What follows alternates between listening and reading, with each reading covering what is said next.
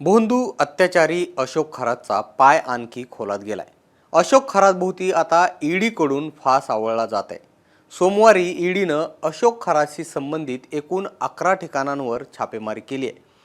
नाशिक, पुणे आणि शिर्डीमधल्या वेगवेगळ्या 11 ठिकाणी ईडीच्या पथकांनी सर्च ऑपरेशन केलंय। यातून काय हाती लागले आणि खरातचा पाय आणखी कशा पद्धतीनं खोलात गेलाय या संदर्भात या व्हिडिओमध्ये जाणून घेऊयात। नमस्कार, मी निलेश, आपण बघताय मुंबई तक। तर नाशिकमध्ये खरात विरोधात चौथ्या गुन्ह्यामध्ये कोर्टात सुनावणी सुरू होती आणि तिकडं खरातच्या आर्थिक साम्राज्याची पोलखोल ईडीनं सुरू केली होती।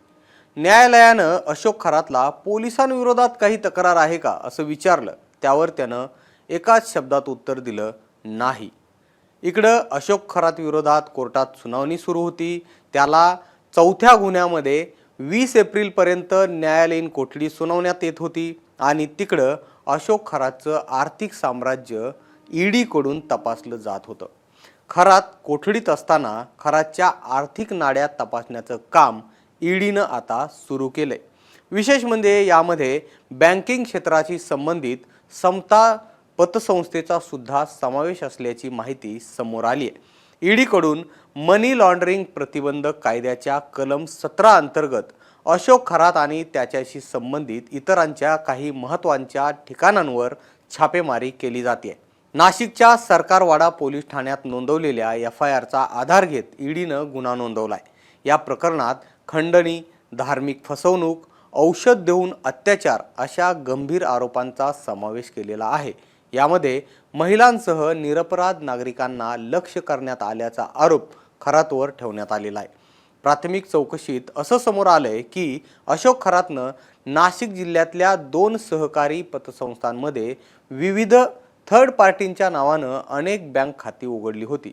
मात्र या सर्व खात्यांचा नॉमिनी स्वतः खरात आहे आणि सर्व खात्यांवर नियंत्रण ठेवण्यासाठी त्यानं स्वतःचा एक मोबाईल नंबर जोडलेला आहे।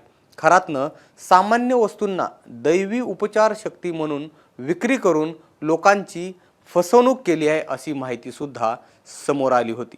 पीडितांकडून मिळालेला पैसा आणि खंडणीद्वारे उकळलेली रक्कम खरातनं त्याच्या CA असलेल्या प्रकाश पोफळे आणि इतरांच्या मदतीनं विविध ठिकाणी जमिनींमध्ये गुंतवणूक केल्याचंही तपासात उघड झालंय।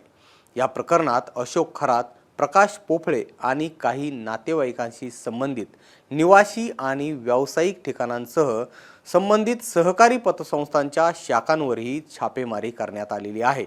यामध्ये सोमवारी सकाळपासून नाशिकमधल्या 5, पुण्यातील 3 आणि शिर्डीतल्या 3 अशा एकूण 11 ठिकाणी PMLA च्या कलम 17 अंतर्गत ईडीनं झडती सुरू केली।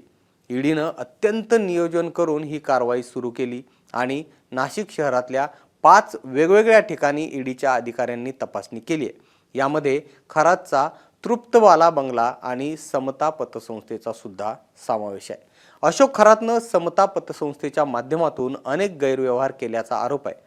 यासोबतच मिरगावचं जे तिथलं खरातचं साम्राज्य आहे, मिरगावच्या ईशान्येश्वर मंदिराजवळ असलेल्या ब्रह्मानंद फार्म हाऊसची सुद्धा ईडीनं चौकशी केली आहे। ईडीनं तिथं सुद्धा छापेमारी केली आहे। खरातच्या घरातील कागदपत्र आणि घरासह इतर ठिकाणच्या आर्थिक व्यवहारांचा कसून तपास ईडीनं केलेला आहे। संशयास्पद आर्थिक व्यवहारांच्या तपासासाठी ही कारवाई केली जात असल्याची माहिती समोर आली आहे। ईडीला बँकेतील व्यवहारांमध्ये काही अनियमितता आढळली आहे का, खरातनं नेमकी किती माया जमवली आहे आणि खरातच्या आर्थिक गोष्टींमध्ये आणखी कोणकोणत्या लोकांचा सहभाग आहे किंवा या पाठीमागं मनी लॉन्ड्रिंगचा काही प्रकार आहे का, या सगळ्या प्रश्नांची उत्तरं आता ईडीनं केलेल्या या छापेमारीनंतर समोर येणार आहेत। आपल्याला या संदर्भात काय वाटतं हे आम्हाला तुम्ही कमेंट बॉक्समध्ये नक्की सांगा आणि मुंबई तकला जर तुम्ही सबस्क्राईब केलं नसेल तर सबस्क्राईब करून घ्या। हा व्हिडिओ पाहिल्याबद्दल धन्यवाद।